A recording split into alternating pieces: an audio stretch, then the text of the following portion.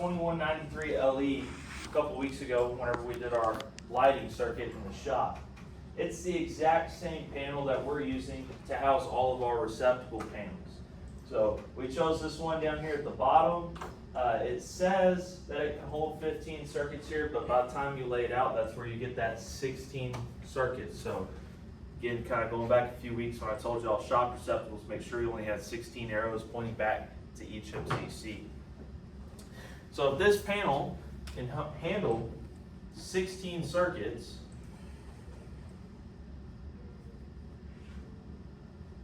well, what's the maximum load in watts that those receptacle circuits can have for our project?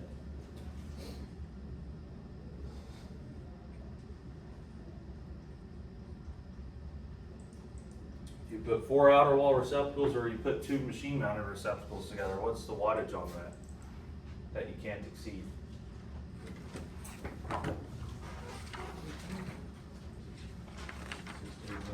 $1,600, right?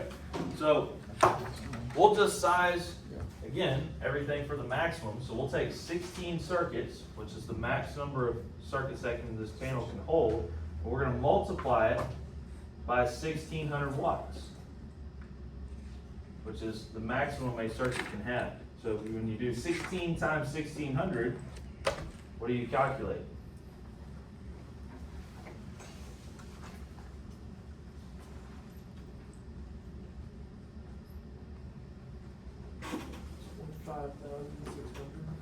So we can just say 25.6 kilowatts.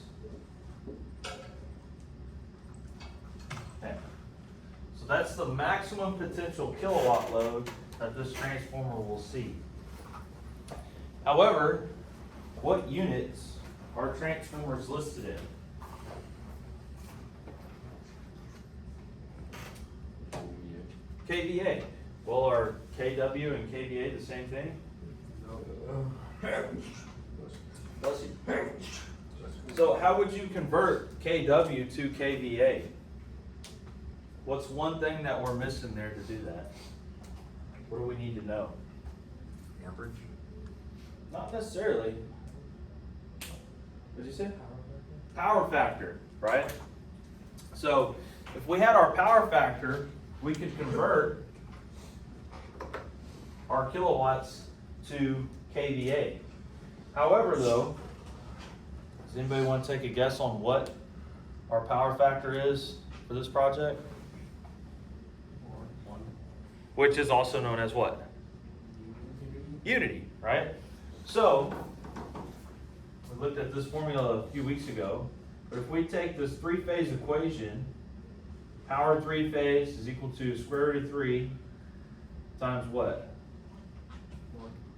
Do what? 25 points. No, we're not going to fill in numbers at the moment, but what would come in next? What would be the next variable in this? Is it 12.9? No, close. That's a different formula, though. That's for our circular mills.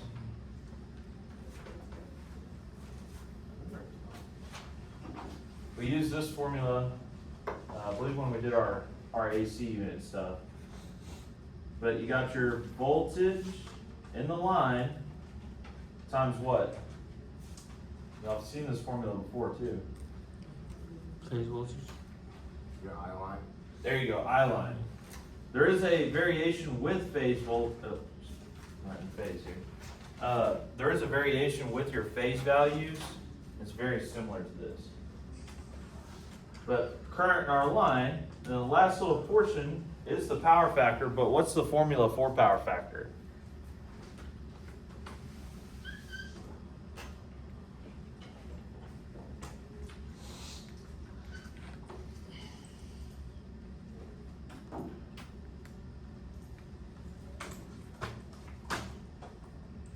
Give you a hint. Part of it is a function on your calculator, and then the other part you need something else from your little triangle, power triangle. There you go, cosine theta.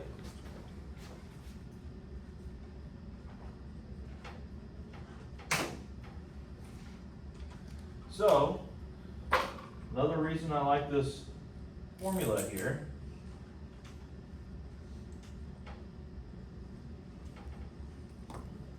But power is expressed in what units? Watts. Watts, right? So we got kW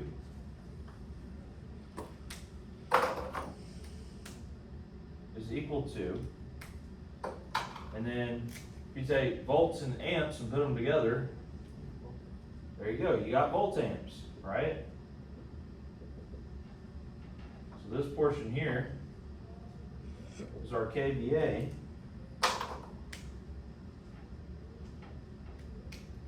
And then lastly, cosine of theta, that's our power factor, right?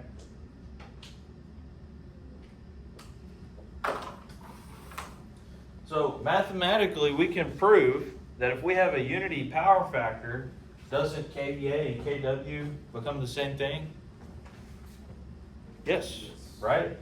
And again, if we kind of remember our little triangle over here, our little power triangle, you got your kilowatts over here on the bottom, you would have your kVARs going this direction, for example, and then you would have your hypotenuse here as your kVA. And remember, this is that theta angle.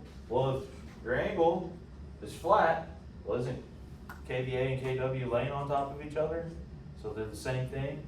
So, with our power factor being unity for our project, 'cause I'm a nice guy, we can mathematically prove, all right, well, kilowatts and kVA are the same thing.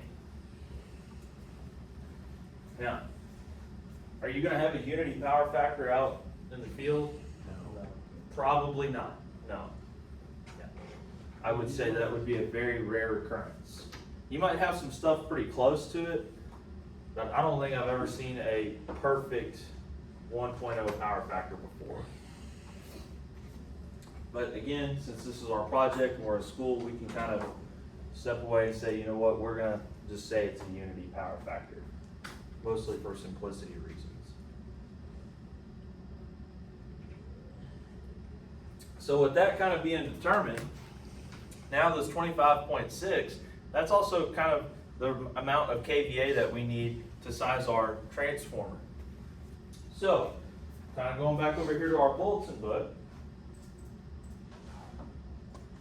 you scroll down to the next page, page 8, you have this bulletin 2196, and this is transformers that are designed to be inserted into this MCC. So we have several options here. We can get just a single phase 120 volt secondary. Well, that's not really exactly what we need. Same or very similar single phase 240 120, not really what we need. But then they do offer a 208 120 transformer, which is exactly what we need. So this list over here on the left hand side, that's our available transformer sizes. So what size do y'all think we need here? 30. That's what I would go with, is our 30 kVA.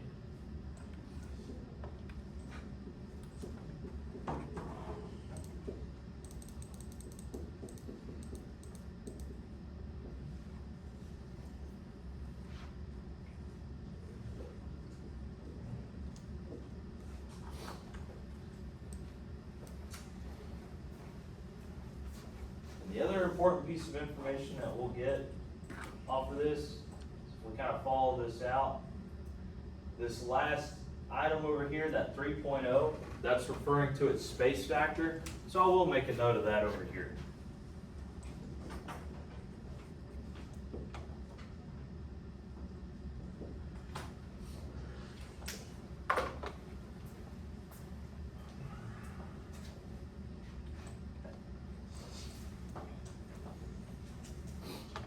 Does anybody have any questions on how to size that MCC transformer?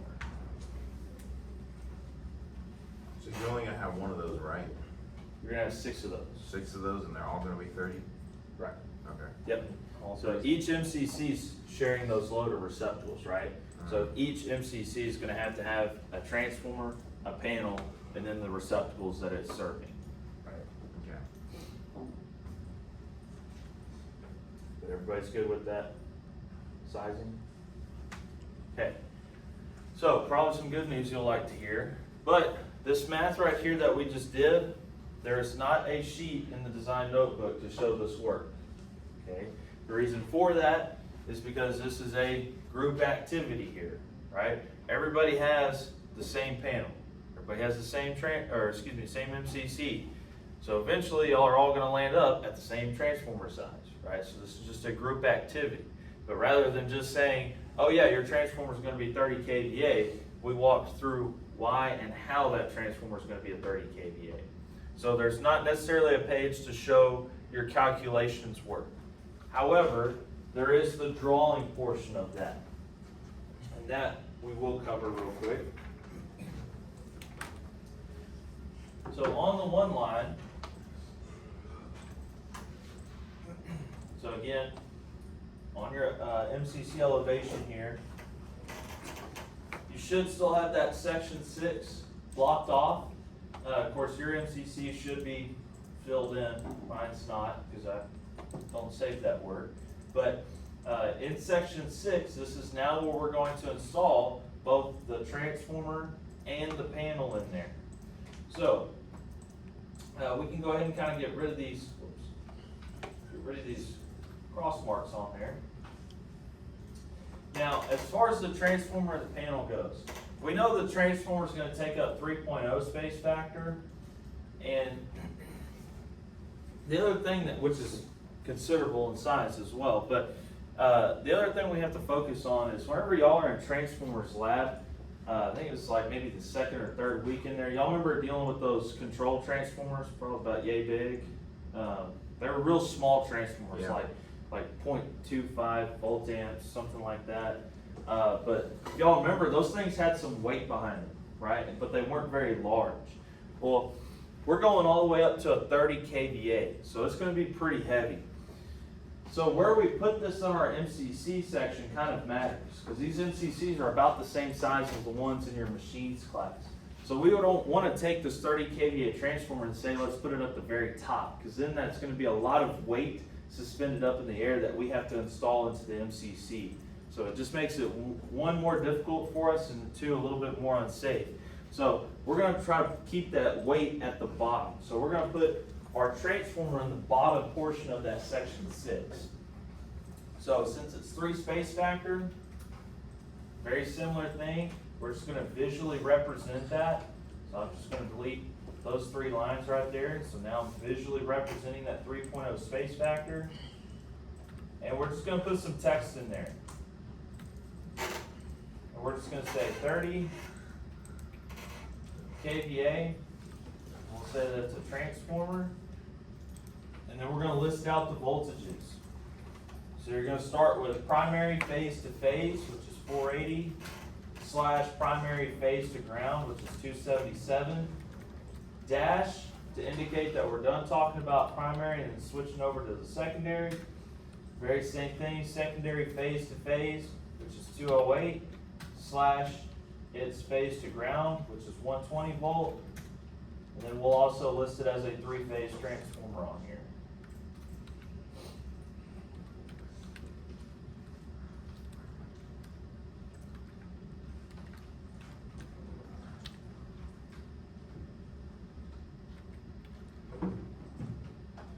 So that's our transformer.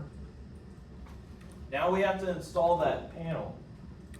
Well, if I go back to my bulletin book here, scroll up to that panel page, you'll notice our panel takes up 2.0 space factor. So we'll put that directly above our transformer. So now I'm visually representing that 2.0 space factor, and then we're going to put some text in there. So we'll call this our shop receptacle panels. And I'm just going to put a number there temporarily. But again, you don't want to just have shop receptacle panel, right? You're going to put this in every single MCC section 6. So if you had 6 panels and they were all called shop receptacle panel, that would be a little confusing, right? So since I'm in MCC 1, it would just make sense to me to label this as shop receptacle panel 1, right? And then when you go to MCC 2, that would be shop receptacle panel 2, and so on. So we will identify those panels. We'll list the voltage that's present in them. So this panel has 208, 120 in it, and that is 3-phase. And then we're going to list our number of circuits. So I don't have an actual number, but for example, if you had, let's just say 12 receptacles out of there, then you're going to, or 12 receptacle circuits, just rather say, then you're going to put 12 circuits. If you had 8 circuits, then you're going to put 8, or however many you have being fed out of that specific panel, that's the number that you're going to fill in there.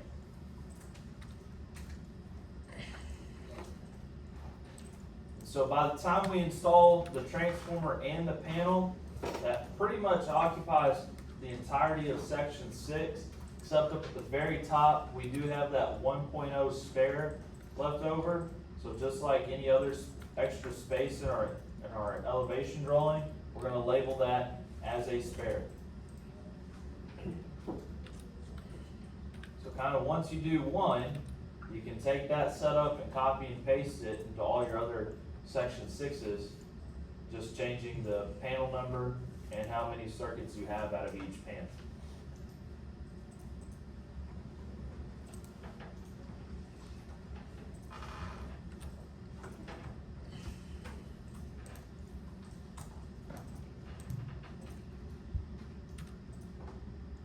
Really, the only thing that's going to be changing from each MCC is the number of circuits. That's it on that. The number of circuits and the panel number. And the panel number. Yeah.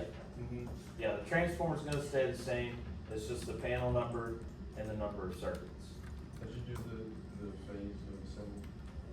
So that, I'll give you a little hint on that. So you have to be in the text editor, so that little text box. But if you come up here about 3/4 of the way down, you'll see that @ symbol.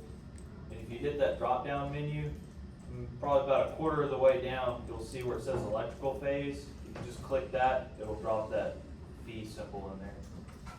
Yep.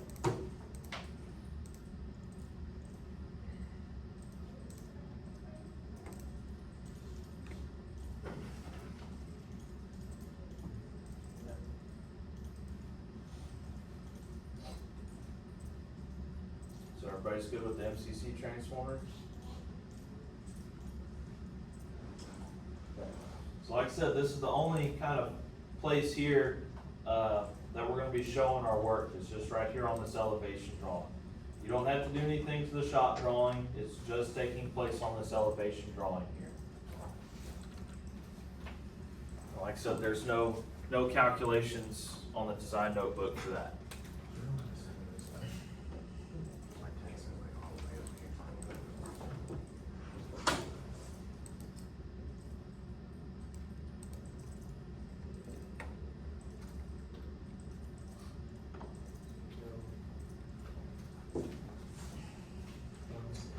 Alright, so now we're going to kind of switch gears here a little bit, and we're going to talk about our office transformer.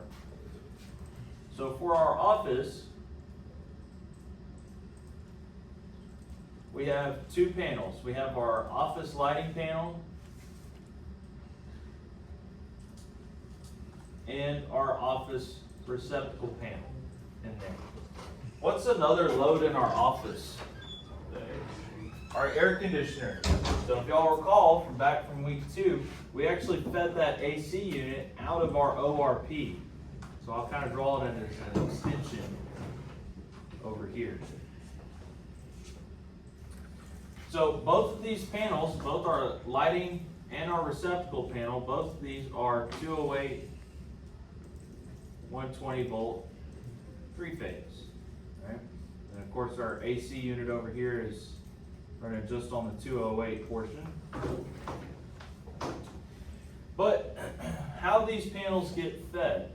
Well, kind of leading into a little bit of main feeders, but all the wires that are going to be coming in here to feed our MCCs, we're going to have one that comes over here and feeds our office area.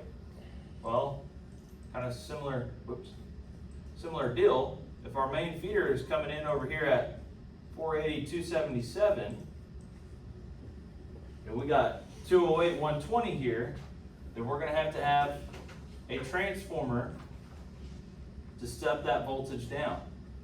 And it can come over here, and then it can feed our panels. So, it's gonna be a similar sizing process to what we just talked about. So we're gonna kind of break this up into a few steps. But we're gonna size kind of each three of our loads here, starting with our office receptacle panel. So you're gonna go back to your office receptacle wire sizing page, and you're gonna say, okay, how many circuits do I have? I'm just gonna make up a number, but let's just say I had 60 circuits of receptacles in my office.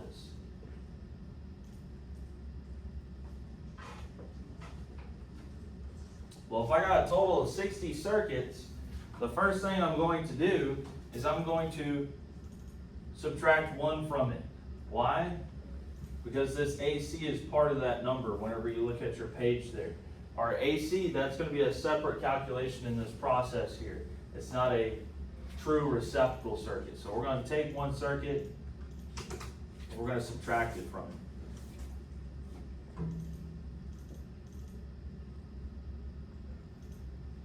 So then that would leave me with a total of 59 circuits.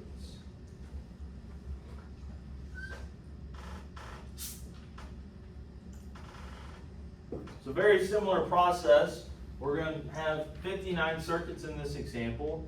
Well, what's the maximum load of our receptacle circuits in the office in terms of watts? 200. Not 200. If you tie 4 receptacles together in the office, what's that maximum wattage? Wasn't it like 1,200 or something like that? 400? That's 400 per receptacle.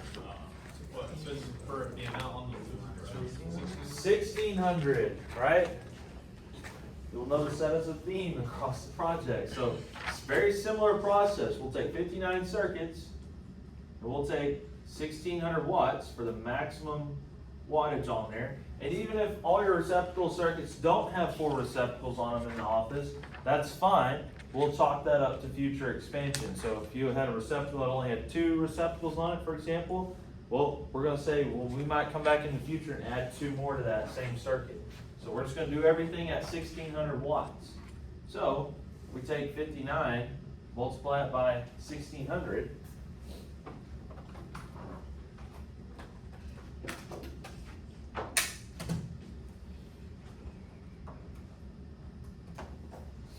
I get 94.4 kilowatts.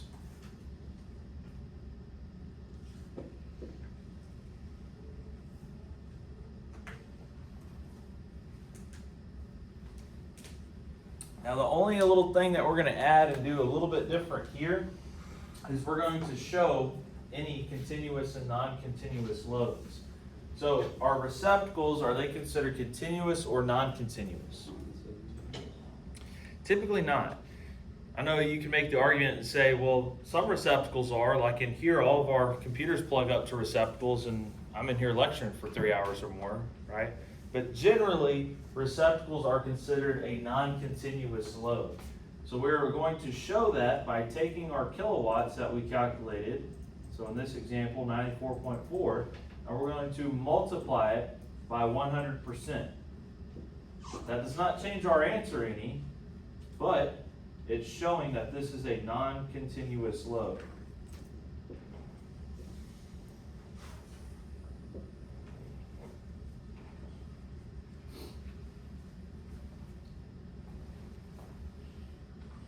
So that's our receptacle panels loads that kind of taken care of. We're going to do a very similar process for our lighting panel.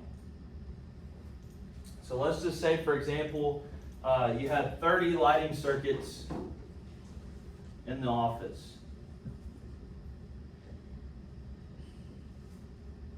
Well, guess what the maximum wattage is for the lighting circuits in the office is? 16,000. 1,600, right? So we'll have 30 circuits in this example times 1600 watts.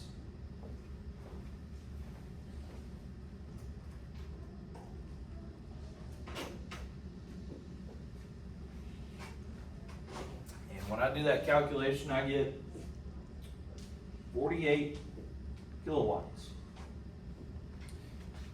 And then we'll ask ourselves the same thing. Is these lights, are they continuous or non-continuous? They're continuous. So lighting loads are generally considered a continuous load. So even street lights at the utility company are considered continuous there, right? So you walk into a building or street lights at night, they're running for 3 hours or longer most of the time. So we're going to show that by taking 48 kilowatts times 125%, very similar to our motor circuits there, for continuous load, and that will change our answer.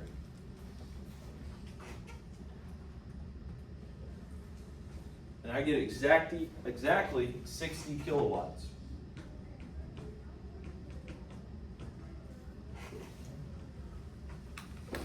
So that kind of takes care of our lighting load.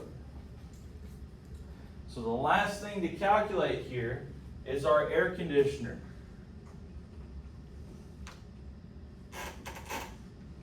And this is where we're going to use that three-phase equation.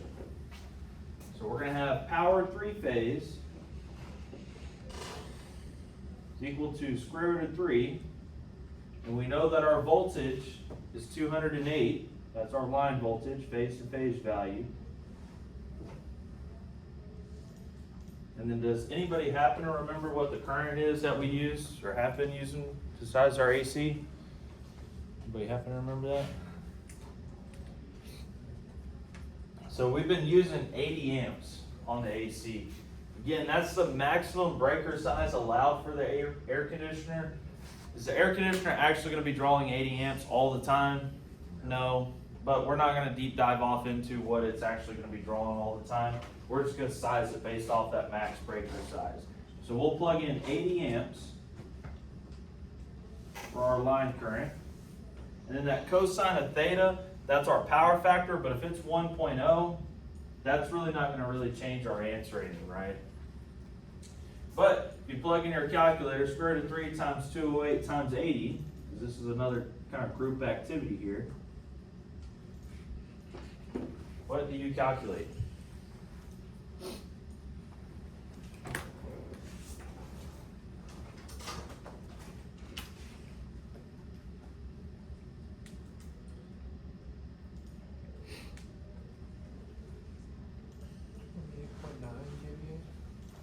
Yeah, I think it's like what, 28.82?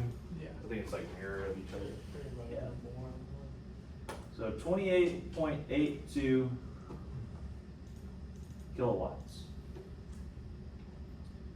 And again, that's kind of a group activity because we all have the exact same air conditioner in the office, right? So we're going to take this 28.82, and then of course I'm just making up some numbers here, but we're going to also take the 60 kilowatt and this 94.4 kilowatts. We're going to add those together. So that's kind of our fourth step here.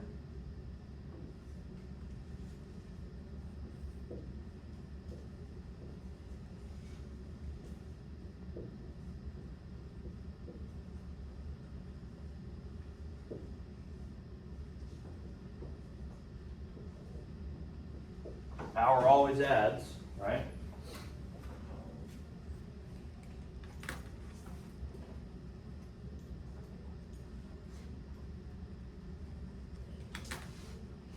And when I total that up, I get 183.22 kilowatts.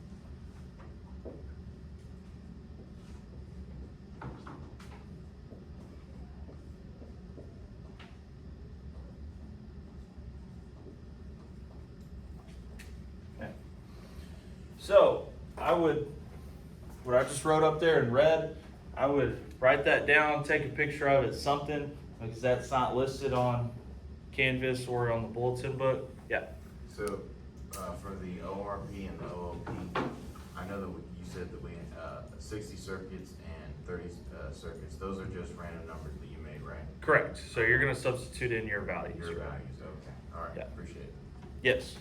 What is the word after transformers? That's, What were we getting with S? Oh, sizes. Oh, okay. Yeah, yeah. Yeah, I didn't know my handwriting was that bad. Yeah, that says sizes up there. But yeah, up there in the red though, like I said, I would write those numbers down somewhere, cause they're not listed in Canvas or in the bulletin book, unfortunately, so write those down, take a picture of it, do something. But that's gonna be our available transformer sizes to us for the office. So based on our calculation here, what size transformer do you think that we need? 225, and these are all KVA values up there. I'm just not writing KVA after all of them. But I would agree with that. So this would translate to a 225 KVA.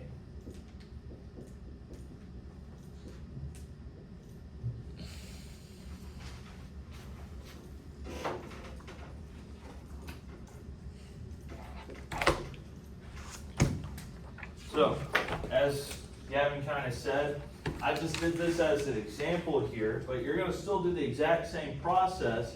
The only thing that you're going to change is how many circuits you actually have in your office. So those two values there are the only thing that you're going to change. So once you change that out, you'll still follow the exact same process. Step 3 here, our air conditioner unit, that's the same for everybody. Like I said, that's kind of a group activity because we all have the same size AC, but your number of circuits will change. So you can plug in your numbers, do the same process, add them up, and then pick your transformer size. So with the office transformer, it's kind of vice versa work of what we did for our MCC. So there's not a drawing that we're going to represent this size at this moment in time. However, there is a page of calculations in your notebook.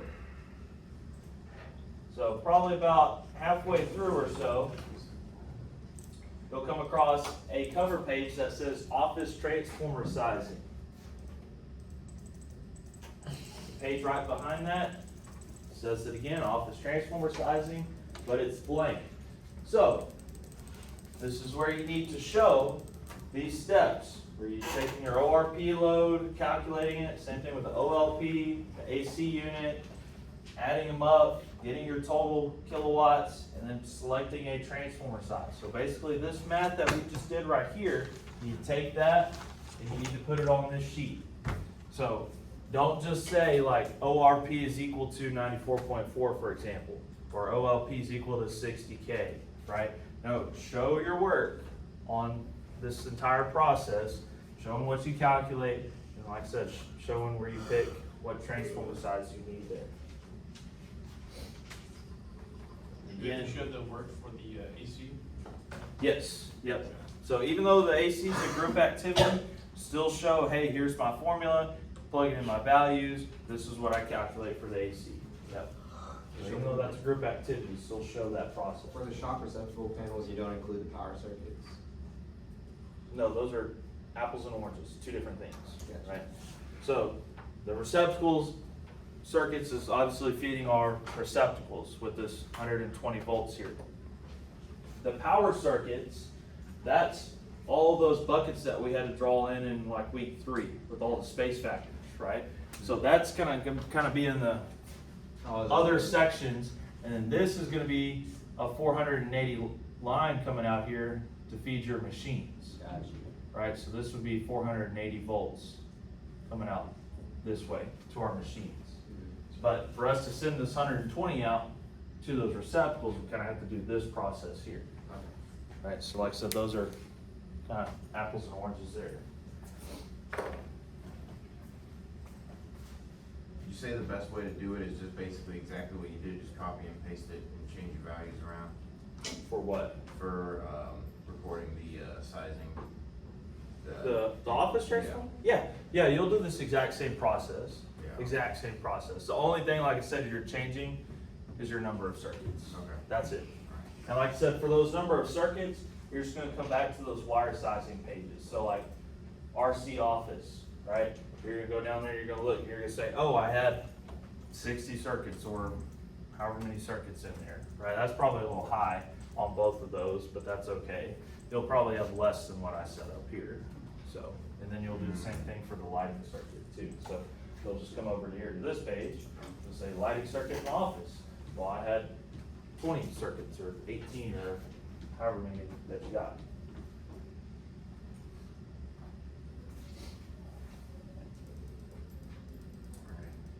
So is everybody good with the office transformer sizing? Okay. All right, so just to recap, there's nowhere to show the work or the math for our MCC transformer sizing, but this is where we went in and we drew in that transformer and panel in the elevation drawing. Vice versa, over here with the office transformer, we are showing our calculations and our work for our math on the spreadsheets, but there's not going to be a drawing associated with this at this moment in time.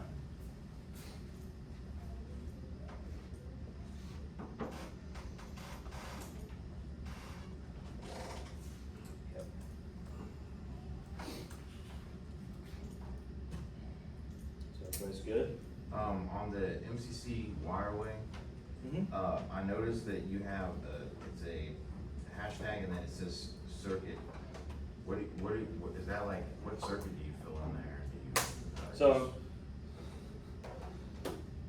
the old Gen Zers. Hashtag wasn't always hashtag, pound sign. which means just number, right? Okay.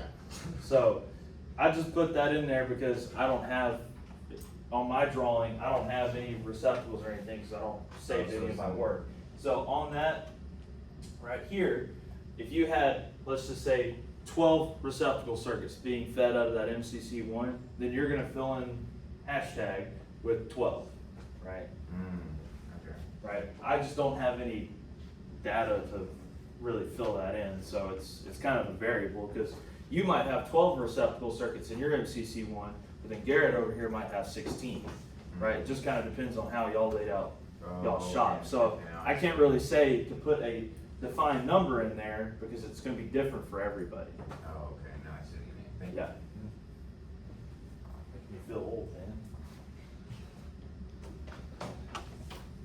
Alright. What other questions y'all got?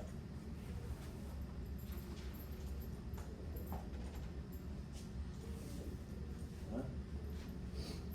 So everybody's good with both of the transformer sizing this week? Okay. Like I said, don't forget on the MCC transformer stuff, that's in every single MCC section 6. Every single one of them, it's not just one of them. Alright, couple of things real quick before I let y'all go. So, that was week 7 material. Again, this is physically week 8. Next week when we come in, we're gonna talk about conduit and panel schedules. Just a heads up, it's not difficult work by any means, but it is gonna be very tedious work. So a lot of number crunching, a lot of just sitting at the computer, just poking at the keyboard, okay? So, like I said, it's not hard, it's just a little time consuming, a little tedious, but nothing too terribly bad. So kind of be prepared for that. Also, again, this is kind of a lighter week. So just kind of reiterating from last week is if you're behind, hopefully you took last week as an opportunity to catch back up. If you didn't quite catch back up, I highly recommend you get caught back up again this week, right? So make sure you are where you're supposed to be at in the project. So again, my expectation is whenever we do something for the week, is you have until our next lab time to get that done. That's my expectation. So, like next Thursday when I see y'all, all of everything that we talked about today and all the other weeks should be 100% done. All right, that's my expectation. So if you're doing that, you're doing really well in here. Okay, so that's kind of your kind of guideline in here. So don't be falling behind. Just because you have some lighter weeks, that doesn't mean, oh, I don't have to do my design project this week, I can go play some Call of Duty. No, take the time, sit down, get it done first, then you can go play some Call of Duty or whatever, right? Also, with employer events, so this week, or today, excuse me, we have PowerX coming in. They are a testing and maintenance company. They're gonna be doing a lunch and learn. They're just talking to the EPC guys, so that's gonna be in our lecture hall, just literally right next door to us here in 158. And that starts at 11:30. So I think, if I remember right, I think they're bringing some lunch for you guys. So again, make sure you got your resumes printed out, even though they didn't specifically say they're doing interviews afterwards. You should go up, talk to them, provide them your resume, network with them. I think it's next week we have